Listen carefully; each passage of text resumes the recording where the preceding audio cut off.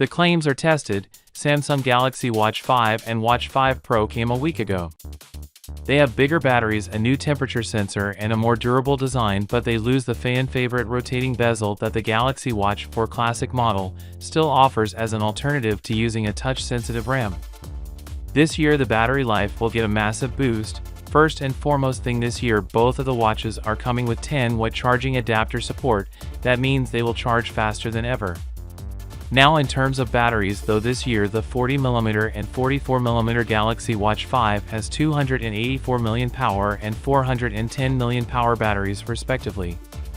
Whereas the Watch 5 Pro has a massive 590 million power battery. Samsung Galaxy Watch 5 and Watch 5 Pro batteries are what matters, but it seems like Samsung claim are too high for Galaxy Watch 5, but if we talk about Watch 5 Pro then the results are different.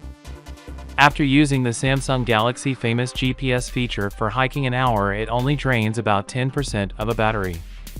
Which is a good figure, but Aspect claims it should go over 80 hours, and I think at death day usages with the GPS off Galaxy Watch 5 Pro can reach up to 80 hours. Meanwhile, Samsung claims on fast charging are on point for both Watch 5 and Watch 5 Pro, where we can charge Watch 5 Pro to 45% in 30 minutes and full charge an hour. Where you can get up to 42% charging in 30 minutes and will get a full charge within an hour. That's because of its 10-watt fast charger. This also charges faster using the new Type-C USB dock. However, if you want the best battery life going, then the Galaxy Watch 5 Pro could be the one to go for. Galaxy Watch 5 Pro can also give you turn-by-turn navigation and the ability to load in preset routes for your cycling or your hiking sessions.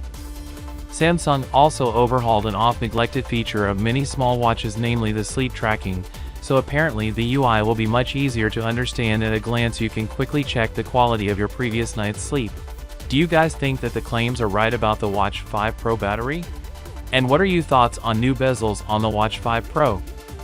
So, without being said, let me know your thought in the comment below, and if you are new here please subscribe. Peace out.